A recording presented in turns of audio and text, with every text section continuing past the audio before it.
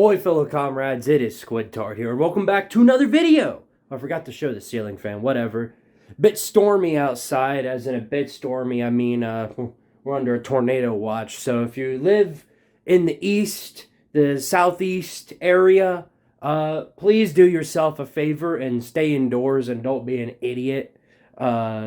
Keep yourself safe during these storm times, it's very important, and, hopefully you're spending that inside time watching this video. Yeah, that'd be great. So let's go ahead and get into the video for today. So obviously a lot of coaching changes have occurred since the college football season came to a close. A lot of interesting ones. Luke Fickell at Wisconsin for one, Matt Rule at Nebraska, Hugh Freeze at Auburn. There's three right there that are huge changes to the college football world because of just how good and interesting these coaches are. They've been doing football for a long time now. They've had some really good seasons, and well, they may have the potential to turn those programs around. I don't know. We'll just have to see. But the most interesting one in a lot of people's eyes is obviously the Colorado hire of Deion Sanders. And of course, this is for a variety of reasons, one of which being that he came from D2 going into D1, was one of the most successful coaches over in the FCS over at Jackson State. Now he's moving over to Colorado, picking up on a program which Colorado was arguably the worst team in the Power 5 this last year. They were definitely down there with the bottom of the barrel, worse than Nebraska, worse than Wisconsin, worse than Auburn, worse than most Group of 5 teams. They got blown out by a couple of Group of 5 teams too. So yeah, no, Colorado was definitely a horrifically bad team this year, or last year. But now they bring in Deion Sanders, and of course, a lot of stuff has come out about some of the things that he said, talked about what he's going to do, the fixing he's going to do at Colorado, talking to the players, getting them hyped up. He's got the charisma of like a Mike Gundy, so he's definitely an interesting coach. And to his credit, he's backed up a lot of this stuff that he said. He's gotten some really good recruits over at Colorado, picked up some 4-star, like elite wide receivers, corners, got a pretty good defense coming in. And I think, and this is my general opinion on this, I think Colorado has a pretty good shot in, say, half a decade of being a team that's contending for a Pac-12 title year in, year out. Because that's part of building up a program like this is, of course, you got to build it from the ground up and start from the bottom and then move up to the top. And picking up some really good recruits like this is basically the start of how you do it. And I give Colorado a lot of credit for that. And I give Deion Sanders a lot of credit too. But now I got to talk about some of the things that have really concerned me with this. The first thing I'll say is that Deion Sanders seems to be a little too arrogant, per se. Now, obviously, every single coach in college football has a little bit of arrogance in their minds. They say something to one team or say something about this, say something about that. They may come off as a little bit arrogant, but Deion Sanders has said quite a few things that kind of point to him as really just kind of being really over the top with the recruiting and some things like that. One of the things that's really struck in me is something that we've seen more recently, and this is not a direct quote by him, but I'm basically summing it up like this.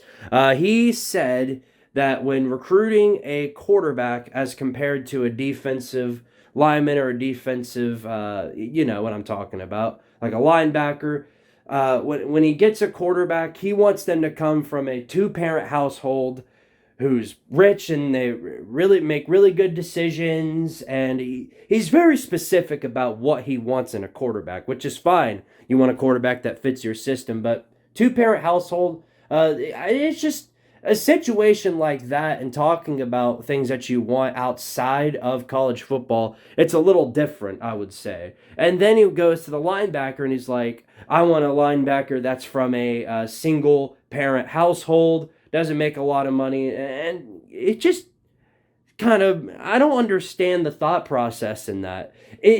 I mean, here's the thing, okay?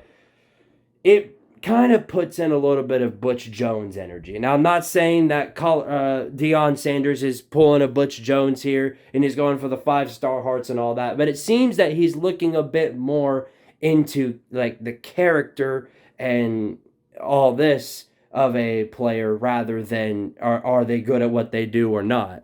And that's fair. I mean, you don't want a guy that's a troublemaker. That's the truth. Nobody wants a troublemaker on their team or a player who's not committed to that team and is almost guaranteed to transfer. So as a coach, and when it comes to recruiting, you want to be in the middle. You don't want to be on the Butch Jones side where all you're doing is saying 5-star hearts and you're looking only into character and not talent. But you also don't want to be on the Jimbo Fisher side where all you're looking at is talent and spending pretty much all of your money to purchase that talent. And that we're seeing how that's playing out for them. Well, the Thunder's coming in. Whoopee. Anyway, though, Deion, I wouldn't say he's right in the middle, but that's where you need to be as a head coach when it comes to recruiting. You got to be able to evaluate talent, but also character. So if you do that, you'll be a pretty successful recruiter. And to Deion's credit, he's done a lot of that. And now, here's where the arrogance ties in. He's saying they're going to bring a championship, and that's okay. I mean, Clark Lee said they're bringing a championship to Vandy, but they're talking about bringing it like next year. We're going to contend for the Pac-12. We're going to dominate it. This whole, and it's not just them that are saying this.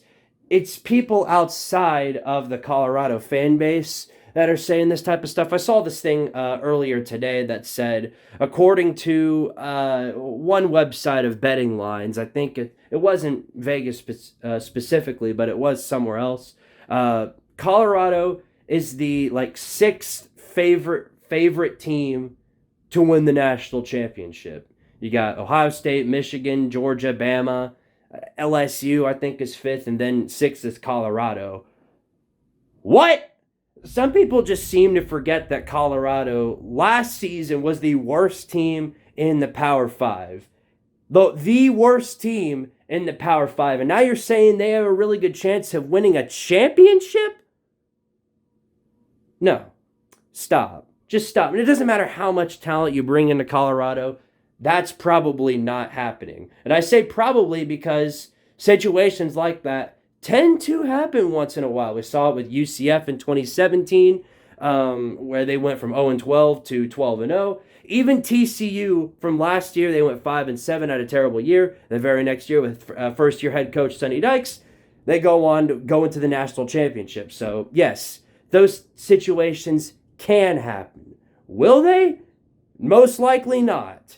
So, I mean, these situations where these teams that were terrible the year before just tend to come out of nowhere and really contend for like a playoff spot.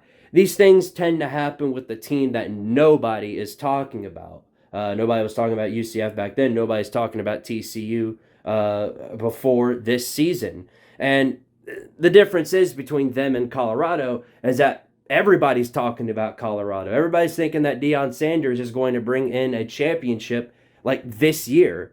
No.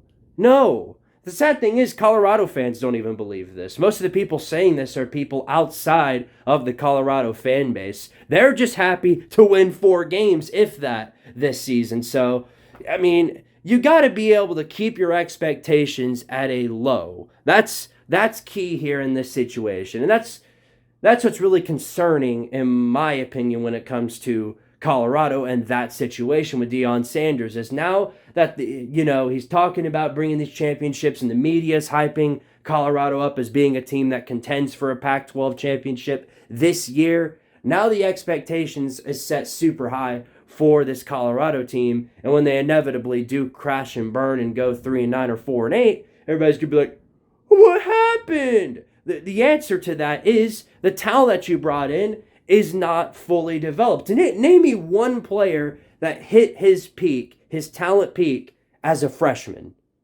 Good luck with that, because it didn't happen. It doesn't happen.